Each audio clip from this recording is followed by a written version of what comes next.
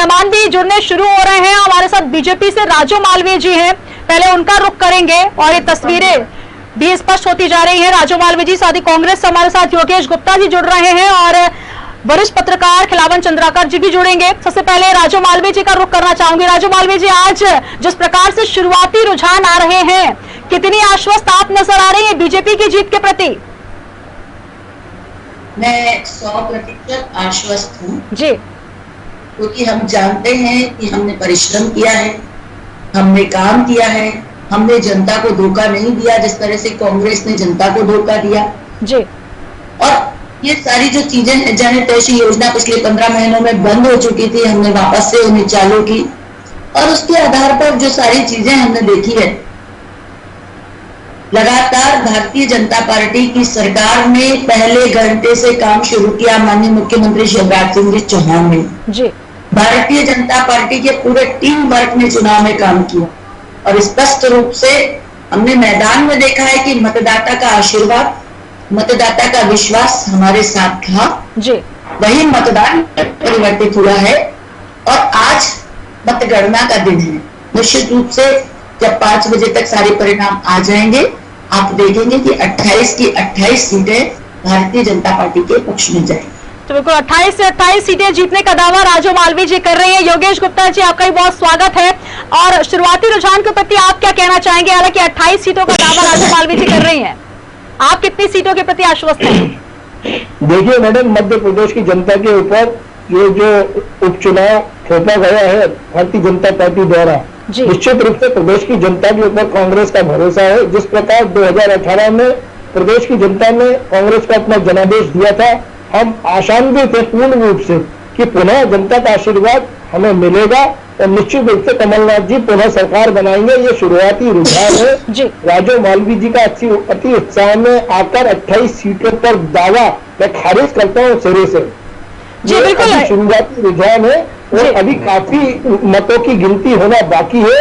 कहीं कहीं तो अभी पहले चरण की ही काउंटिंग चालू हुई, तो इसके ऊपर अति उत्साह में आकर 28 सीटों पर दावा जीपीएम सीट सेट करवा दी है क्या मैडम ने? जो इस प्रकार 28 सीटों का दावा कर रही है, निश्चित रूप से आप कितनी सीटों का दावा कर रहे हैं सर? कांग्रेस पार्टी पुनः सरकार बनाएगी। जी जी, जिस प्रकार से योगेश जी, राजू मालवीय जी बिल्कुल जीत के प्रति आश्वस्त नजर आ रही है। जो बॉडी लैंग्वेज है स्पष्ट कह रही है कि 28 की 28 सीटें जीतेंगी। एग्जिट पोल की अगर हम बात करें, जिस प्रकार से एग्जिट पोल आए उसमें स्थिति जो नजर आ रही थी 16 से 18 बीजेपी, 10 से 12 या 12 से 14 के बीच अलग अलग एग्जिट पोल की बात करें तो कांग्रेस के खाते में आते हैं। तो इस सियासी गणित को देखते हुए आपको क्या लगता है, एग्जिट पोल से आज एग्जिट पोल का दिन आ चुका है, कितनी सीटों का दावा आप करेंगे इस वक्त? क्योंकि हालांकि शुरुआती रुझान है, फिर भी आपसे समझना चाहूंगे। कम से कम सीटें कांग्रेस पार्टी जीतने जा रही है और भारतीय जनता पार्टी 8 से 10 सीटों के बीच में सिमट कर रह जाने वाली है। तो आपने बिल्कुल गणित को उल्टा ही कर दिया है। तो मध्य प्रदेश की सियासत में हालांकि क्या कुछ चल रहा है ये भी हम आपको बता रहे हैं, लेकिन जिस प्रकार से चुनाव लड़े गए हैं, जिस प्रकार का ये सियासी दांवपेच चला गया है, उसमें आज स्पष्ट हो जाएगा। राजू मालवीय जी, योगेश जी का कहना है जो ये चुनाव है ये थोपा गया है जनता पर, तो जनता उन पर विश्वास जताएगी और कांग्रेस जो है वो अपनी जीत के प्रति आश्वस्त है। क्योंकि अगर शुरुआती दौर की हम बात करें, जब प्रत्याशी पहुंच रहे थे, आपने भी वो प्रेस किया होगा, एक सहानुभूति कांग्रेस की तरफ देखने को मिली, लेकिन धीरे धीरे जो रणनीति बीजेपी ने बदली उसमें कहीं ना कहीं बीजेपी आश्वस्त होती नजर आई। क्या लगता है, जनता सहानुभूति दिखा रही है या फिर एक नया मौका फिर से बीजेपी को मिलने वाला है? देखिए, जनता में कांग्रेस के प्रति सहानुभूति बिल्कुल नहीं थी जी, क्योंकि जनता ये जानती थी कि जब आप चुनाव लड़ रहे थे 2018 का, आपने ज्योतिरादित्य जी का युवा चेहरा जनता को दिखाया जी, और जब सरकार बनने की आपकी व्यवस्था बनी, वो भले ही बैसाखियों से बनी, तो आपने कमलनाथ जी को आग्रह कर दिया, मतलब बेटे को दिखाकर पिताजी से ब्याह करा दिया। तो ये जो चीज थी ये जनता को पची नहीं। इसके साथ ही साथ आपने वचन पत्र को दिया था, वो बन गया आपका वचन भंग पत्र। आप 10 दिन में कर्जा माफी की बात कर रहे थे, सिंगल आदमी का 2 लाख रुपए का कर्जा माफ नहीं हुआ। जिन लोगों के छोटे छोटे कर्जे माफ हुए वो लोड आपने सोसाइटी पे डाल दिया। तो आज की तारीख में किसान को आपने डिफॉल्टर बना दिया। आप देखिए कि आपने युवाओं को रोजगार की बात कही, आपने डोर चराने और डोर बजाने का रोजगार देने की बात करी, उनका बेरोजगारी भत्ता आप जीम गए, लाडली लक्ष्मी का पैसा आप जीम गए, लड्डू के पैसे आप छीन गए, कन्यादान के पैसे आप छीन गए, तीर्थ दर्शन योजना आपने बंद कर दी। तब कितने गिनाऊं मैं आपको जी। और बहुत मजेदार बात तो यह है कि इनके नेता मार्च में कितने वचन पूरे हुए वो अलग बताते हैं, जुलाई में अलग बताते हैं। तो आप मुझे बताइए कि मार्च में जितने वचन पूरे हुए उसके बाद के वचन क्या हमने पूरे किए और कांग्रेस अपने खाते में जोड़ रही है। तो ये जो चीज है, और जब इनका विज्ञापन छपा तो उस विज्ञापन में केवल 7 से 8 वचन थे। क्यों भैया? ये जो चीजें हैं, इस तरह से जो इनका व्यवहार है वो अपने आप बताता है कि कहाँ किसने गड़बड़ की है। लोकतंत्र को बचाने का काम उन 28 लोगों ने किया है। मध्य प्रदेश में अफरा तफरी मच गई थी, मध्य प्रदेश का वातावरण भ्रष्टाचार का अड्डा बन चुका था मध्य प्रदेश। और ऐसी सारी परिस्थिति में उन लोगों ने अपना विधायक का पद छोड़ा, मंत्री का पद छोड़ा। देखिए सब पार्षद ही कोई नहीं छोड़ता, तो विधायक और मंत्री का पद छोड़ के, जबकि उन्हें चुनाव में जाने के बाद क्या होगा ये पता नहीं, लेकिन उसके बावजूद भी उन्होंने त्याग किया मध्य प्रदेश को बचाने के लिए। ये भी मध्य प्रदेश की जनता ने देखा जी। और इसलिए जब चुनाव के मैदान में हम गए तो हमें तो वो विश्वास जनता की आंखों में अलग नजर आया था। अभी जो योगेश भैया बात कह रहे हैं, इसके थोड़ी देर पहले भूपेंद्र जी थे मेरे साथ। भूपेंद्र जी कह रहे थे 28 की 28 सीटों पर हम क्लीन स्वीप करेंगे, शाम को 5 बजे के बाद राजू जी आपको ढूंढते नहीं मिलेंगी। मैंने कहा भैया मैं तो दिन में गई हूँ, आप बता दो मैं कहाँ आ जाऊँ 5 बजे के बाद। और बिल्कुल, तो ये शुरुआती दौर है। हालांकि राजू मालवीय जी 28 सीटों का दावा आप जरूर कर रहे हैं। जी जी। अगले चैनल पर जब जाऊँ नाम और नजर आएगा, लेकिन मैं विश्वास के साथ ये कह सकती हूँ हमने 28 सीटों पर पूरी ताकत के साथ मेहनत की है। हमारे टॉप लेवल से लेकर बूथ लेवल तक के कार्यकर्ता ने परिश्रम किया है। परिणाम निश्चित रूप से हमारे ही सामने आएगा। और आपने अभी एक ट्वीट को भी शायद देखा होगा जी, विजय सिंह ने ट्वीट किया है कि कमलनाथ जी पर हनुमान जी की कृपा बरसेगी। अरे वो जो लोग सुप्रीम कोर्ट में हलफनामा देते हैं कि राम थे कि नहीं थे, तो राम जी के भक्त हनुमान जी की कृपा ऐसे लोगों पर नहीं बरस सकती। और मैं एक बात और पूछना चाहती हूँ, योगेश भैया कमलनाथ कांग्रेस के हैं कि राहुल कांग्रेस के? क्योंकि इनमें बड़ी चर्चा है कि 2 कांग्रेस चल रही है। कमलनाथ जी राहुल जी की बात नहीं सुनते, राहुल जी कमलनाथ जी को समझा के हारे। तो आखिर ये भी चीज योगेश भैया को स्पष्ट करनी चाहिए। बिल्कुल स्पष्ट बिल्कुल ये हो जाएगा। हालांकि एड़ी चोटी का जोर दोनों ही पार्टियों ने लगाया है और इस सत्ता के संग्राम को जीतने के लिए अपने तमाम सियासी दांवपेच हो, तमाम राजनीति के हुनर हो, तमाम रणनीति को अपना लिया गया। लेकिन ये जो 28 का दंगल है, क्योंकि आज हनुमान जी का जिक्र बार बार हो रहा है सुबह से लेकर, अभी हम बीडी शर्मा जी को भी सुन रहे थे, उनका भी यही कहना है कि हनुमान जी किस पर कृपा करेंगे ये आज ये तय हो जाएगा। हमारे साथ वरिष्ठ पत्रकार खिलावन चंद्राकर जी भी जुड़ गए। सर बहुत स्वागत है आपका। तक आवाज पहुंच पा रही है?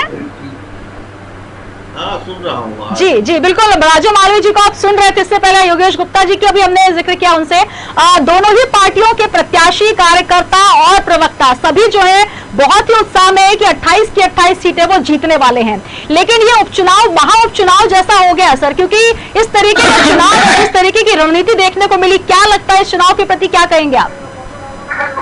देखिए निश्चित रूप से ये जो चुनाव है वो मुख्य चुनाव की तरह ही ज्यादा महत्वपूर्ण है, पहले से ही है। इससे सत्ता की चाबी सुनिश्चित होनी थी जी। शिवराज की सरकार रहेगी अथवा नहीं रहेगी, कमलनाथ जी वापस लौटेंगे अथवा नहीं लौटेंगे, ये पैमाना तय होना था और आज वो पैमाना तय भी हो रहा है जी। मुझे लगता है कि लगभग 12:30 बजे तक बहुत सारी स्थितियां क्लियर हो जाएंगी और जो वर्तमान में जो डाक मतों की गिनती हुई है या चल रही कुछ जगहों पर, उससे जो रुझान सामने आ रहे हैं वो तो सीधे सीधे भाजपा की सरकार फिर से भाजपा की सरकार कायम रहेगी ऐसा रुझान सामने आ रहा है। तो मुझे लगता है कि जो हम लोगों ने सोचा था, देखा था, समझा था, या जो एग्जिट पोल है उन लोगों ने जो रिजल्ट दिया था मध्य प्रदेश के चुनाव को लेकर के, ये वो जो है राजनीतिक दलों के दावे प्रतिदावों के विपरीत ठीक था, और उसी जिस तरह से जिस पोल में किया गया परिणाम नतीजे बताए गए थे वही तो सामने आ रहा है। अभी तक जो 17-18 स्थानों से जो रुझान प्राप्त हुए उसमें से ऐसा लगता है मुझे। और राजे जी कह रहे थे कि दावे किए जा रहे थे, दावे तो दोनों तरफ से किए जा रहे थे। मैंने देखा कि बीडी शर्मा भी दावे कर रहे थे कि हम 24 के 24 सीट जीतेंगे। कमलनाथ भी दावा कर रहे थे, उनके समर्थक भी दावा कर रहे थे लगातार कि हम 28 के 28 सीट जीतेंगे। तो मुझे लगता है कि ये सब दावे प्रतिदावे के को से परे हटकर मध्य प्रदेश के जनता ने मतदान किया है, और उनका जो अभिमत है, उनका जो मत है, उनका जो जनादेश है, वो बहुत जल्दी आपके हमारे सामने आएंगे। और जो दावे प्रतिदावे कितना सच रहा कितना ये सामने आ जाएगा मुझे लगता है। करना चाहिए लेकिन 28 के दंगल में किसका मंगल होने वाला है। हालांकि तमाम जो प्रत्याशी है, तमाम जो दिग्गज हैं, वो अपनी अपनी जीत का दावा जरूर कर रहे हैं। एक बार आपको सुनवाते हैं, हमारे स्टेट हेड राजेश सक्सेना जी ने गृह मंत्री डॉक्टर नरोत्तम मिश्रा से आज बात की है, उनका क्या कुछ कहना है। हमारे साथ में है प्रदेश के गृह मंत्री डॉक्टर नरोत्तम मिश्रा। सर, मंगल है, किस तरह का मंगल आप देखते हैं? सभी का मंगल होगा, किसान का, मजदूर का, नौजवान का, और किसान का बेटा पूर्ण बहुमत के साथ सरकार में होगा, मंगल होगा। क्या प्रोडिक्शन है सर? प्रोडिक्शन तो आप लोग दे चुके, एग्जिट पोल दे चुके, अपनी राय दे चुके, विशेषज्ञों की राय दे चुके, सबकी राय आगे के भाजपा बहुमत में आ रही है। अब हमारे प्रोडिक्शन कहाँ बचा, अब तो आपका बचा है। तो क्या लगता है कौन सी ऐसी चीजें रही होंगी जो जनता को अपील की होंगी? तमाम तरह के घमासान पूरे चुनाव के दौरान मचा रहा। ये अपील क्या, भारतीय जनता पार्टी को जो सरकार में चाहते थे, 15 महीने के कुशासन से मुक्ति चाहते थे, स्वाभाविक रूप से इसलिए उन्होंने पार्टी को बहुमत देने की सोची। लूली लंगड़ी सरकार से अच्छा है बहुमत दिया जाए। अन्य चाहे बीएसपी के हो, चाहे सपा के हो, चाहे निर्दलीय, उनसे भी लगातार संपर्क साधा जा रहा है। क्या लगता है कि कहीं ना कहीं हमारे साथ में है, वो हमारे अपने हमारा समर्थन किया है विधानसभा में बहुमत में, इसलिए वो वाली दिक्कत नहीं है समर्थन या असमर्थन की, ये भ्रम है। सब साथ में। सब किस तरह का रोड मैप आगे रहेगा? आप रोड मैप तो एक ही है कि इस विकासशील प्रदेश को विकसित प्रदेश बनाना, जो पिछड़ा गया था 15 महीने में, उसे उतनी ताकत से। आखिर में सब इस तरह से तमाम तरह के आरोप लगे, कांग्रेस में भी लगातार लगाई जा रही है, खरीद फरोख्त तो अन्य तरह की चीजें, किस तरह से? देखो साहब, हमारे पास तो खोने को कुछ है नहीं, जो कुछ खोने को है कांग्रेस के पास है। हमें तो गेन ही गेन करना है, जो करेंगे गेन करेंगे, इसलिए कांग्रेस सोचे उसके आरोपों की।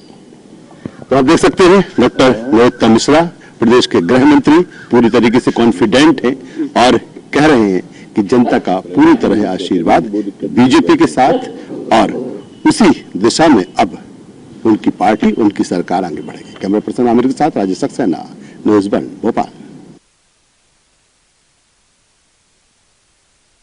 नरोत्तम मिश्रा को आपने सुना। योगेश जी, आपके पास ही आना चाहूंगी। बीजेपी के पास खोने के लिए कुछ नहीं है, कांग्रेस को ही खोना है, इस वक्तव्य पर आप क्या कहेंगे? सुबह सुबह की बातचीत है, आज का ही दिन है निर्णायक, और आज ये बात डॉक्टर नरोत्तम मिश्रा ने की है कि बीजेपी के पास खोने के लिए कुछ नहीं है। आप क्या कहना चाहेंगे? माननीय नरोत्तम मिश्रा जी बहुत बड़े मुगालते में चल रहे हैं। बीजेपी के पास खोने के लिए बहुत कुछ है। अभी ये चुनाव परिणाम आ जाने दूसरे, इस प्रकार बीजेपी के अंदर भारी असंतोष का सामना भारतीय जनता पार्टी के दिग्गजों को करना पड़ेगा। कांग्रेस के 22 को जो उन्होंने अपने पार्टी में समायोजित किया है, उसके अंतर विरोध में जो भारतीय जनता पार्टी के अंदर असंतोष उभरेगा, वो भी एक देखने वाली बात होगी। कांग्रेस पार्टी जनता के हितों को साथ कांग्रेस शाम 5 बजे तक ये परिणाम निश्चित रूप से परिवर्तन होंगे, जो रुझान से परिवर्तन के अवसर होंगे, और माननीय कमलनाथ जी के प्रति मध्य जनता पुनः अपना विश्वास देगी। लेकिन योगेश जी, अगर अभी मध्य प्रदेश का जो सियासी समीकरण है उस पर अगर वर्तमान की स्थिति पर नजर डाली जाए, बीजेपी 187, कांग्रेस, तो कहीं ना कहीं एक बहुत बड़ा अंतर है। क्या लगता है इस अंतर को आप पाट पाएंगे? 28 विधानसभा सीटों में कितनी सीट आप जीत पाएंगे कि आप उस अंतर को पाट पाए? निश्चित रूप से लोकतंत्र में नंबर्स का खेल सर्वमान्य होता है और नंबर्स के मामले में मैं आपकी बात से सहमत हूँ, लेकिन हमारा ये कहना कि शाम आप इंतजार कीजिए। शुरुआती रुझान में देखते मैडम, कहीं पर कोई 200 से आगे चल रहा है, कोई 400 से आगे चल रहा है, कहीं 50 वोट भी आगे, तो बहुत ही जल्दबाजी है। धीरे धीरे ये कांटे की टक्कर होगी और नजदीकी परिणाम आपको मिलेंगे शाम 5 बजे तक। बिल्कुल, इंतजार करना होगा। ये कहना बहुत जल्दबाजी होगी कि अभी क्या कुछ स्थिति है। जी जी जी, बिल्कुल रोकना चाहूंगी आपको यहाँ पर। बड़ी खबर आपको देंगे, आज जो दिन है मंगलवार का और पुजारी है हनुमान जी के पुजारी पूर्व मुख्यमंत्री कमलनाथ। इस बीच बड़ी खबर आपको दे दें कि हनुमान जी की शरण में पहुंचे हैं कमलनाथ जी और पूजा अर्चन करने पहुंचे हैं। तो लगातार जब वोटिंग का दिन था तभी भी हनुमान जी के शरण में पहुंचे थे कमलनाथ जी, और आज ये तस्वीरें हम आपको दिखा रहे हैं जहां पर पूर्व मुख्यमंत्री कमलनाथ पहुंचे हैं हनुमान जी की शरण में। आज मंगलवार का दिन है और इस काउंटिंग से लेकर, इस मतगणना से लेकर अगर जिक्र किया जाए, बहुत उम्मीदें लगा रखी है उन्होंने, क्योंकि एक जिस तरीके से पूरे इस महासंग्राम में उन्होंने अपनी भूमिका निभाई है, पूरी जद्दोजहद या फिर कहें पूरी एड़ी चोटी का जोर लगाते हुए नजर आए कमलनाथ, और आज हनुमान जी की शरण में पहुंचे हैं। कितना मंगल आज हो पाएगा कांग्रेस का, ये देखना बहुत दिलचस्प होगा। तस्वीरों के साथ फिर से रुख करेंगे राजू मालवीय जी का। राजू मालवीय जी, यही हम कह रहे थे कि कमलनाथ जी हनुमान जी की शरण में पहले भी पहुंचे थे, आज निर्णायक दिन है, कितना आशीर्वाद बरसता हुआ नजर आ रहा है आपको?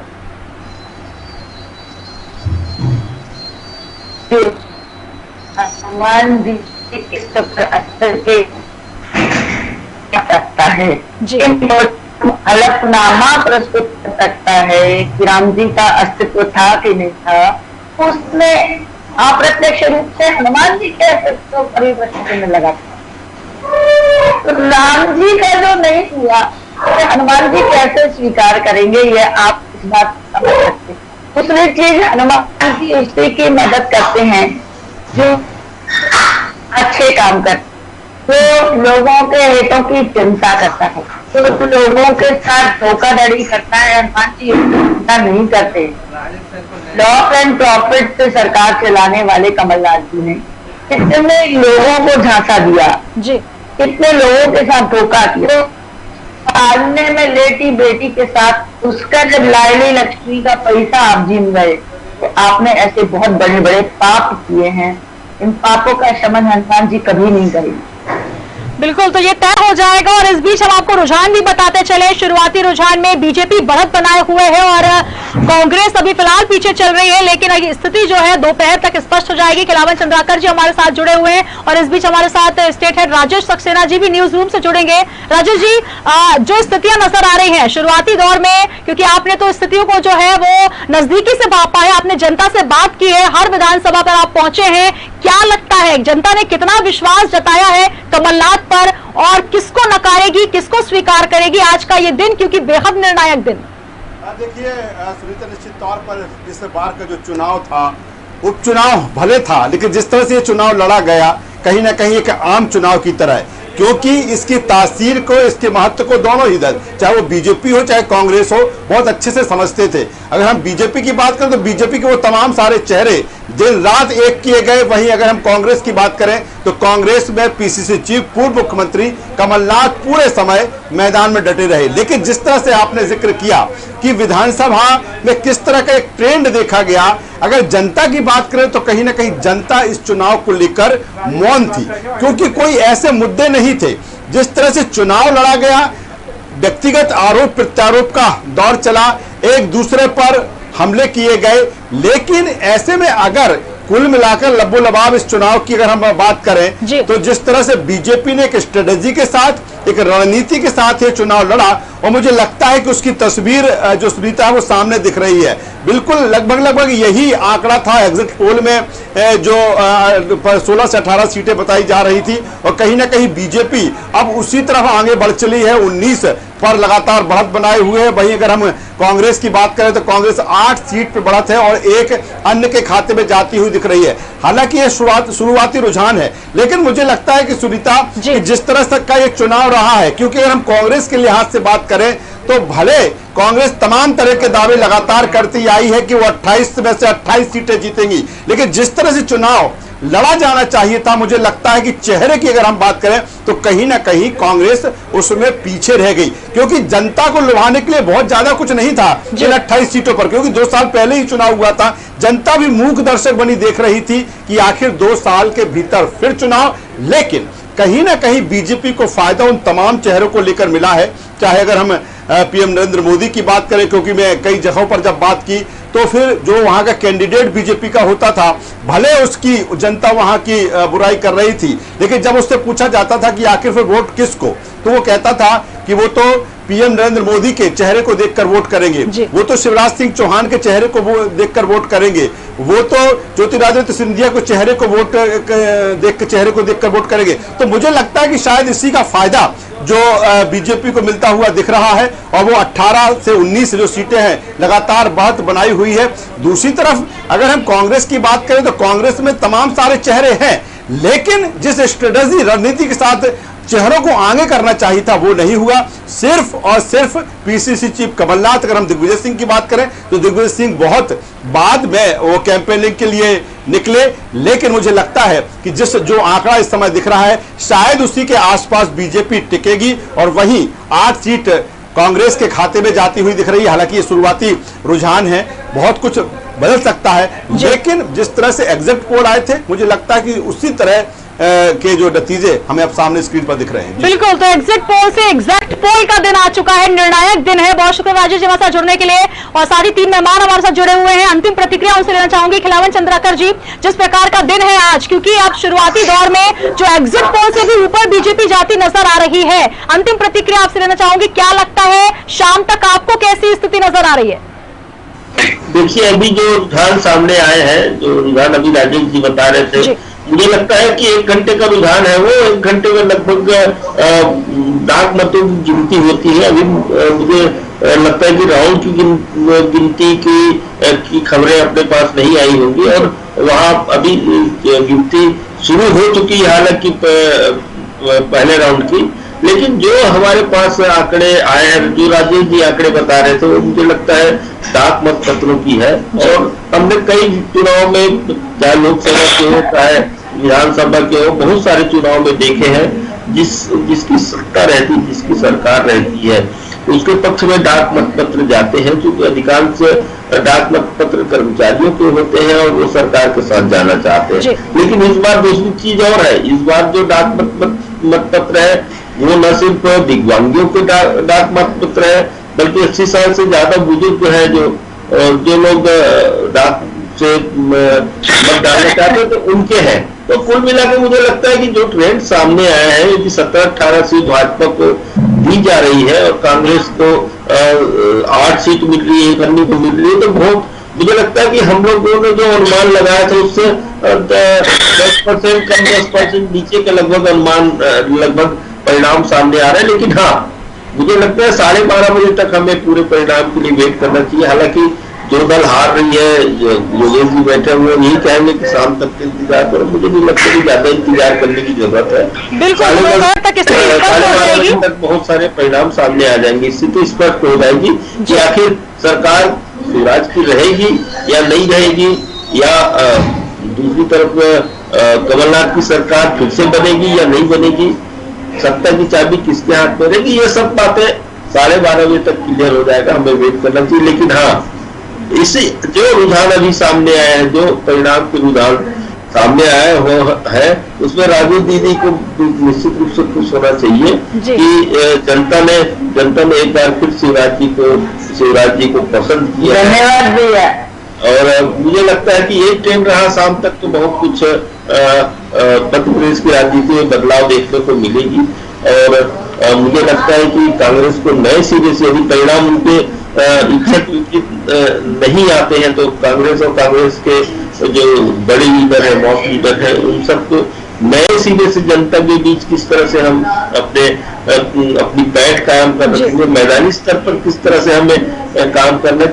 कई बार हमने देखा है कि जो बूथ लेवल पे पर भाजपा के काम होते हैं उसकी सराहना भी कुछ कांग्रेस के नेता करते हैं, तो मुझे लगता है उसको अपनाना भी चाहिए। हम लोगों ने जब मैदानी स्तर पे अभी देखा तो कई बूथ स्तर पे बहुत बेहतर कांग्रेस का नहीं था, और मुझे लगता है बिल्कुल ऐसा समय की थोड़ी कमी है। और यहाँ पर जिस प्रकार से नतीजे सामने आ रहे हैं, हालांकि रुझान है शुरुआती दौर पर राजौर जी खुश हो रही हैं, तो शुरुआती रुझान पर जो स्थिति है वो 19, 8 और 1 की निकल कर आ रही है। योगेश गुप्ता जी आपका भी बहुत शुक्रिया, खिलावन चंद्राकर जी वरिष्ठ पत्रकार हमारे साथ जुड़े, राजू मालवीय जी बीजेपी से हमारे साथ जुड़ी, आप तीनों का ही बहुत शुक्रिया हमारे साथ जुड़ने के लिए। तो जनमत 2020 में अभी जो शुरुआती रुझानों का हम जिक्र कर रहे हैं, जहां पर स्थिति भाजपा की हम बता दें 19, कांग्रेस 8 और बसपा 1 पर नजर आ रहे हैं। हालांकि ये शुरुआती रुझान है, लेकिन लगभग स्थिति दोपहर के बाद तक स्पष्ट हो जाएगी। तो बने रहिए न्यूज़ वर्ल्ड के साथ पल पल की अपडेट्स के लिए।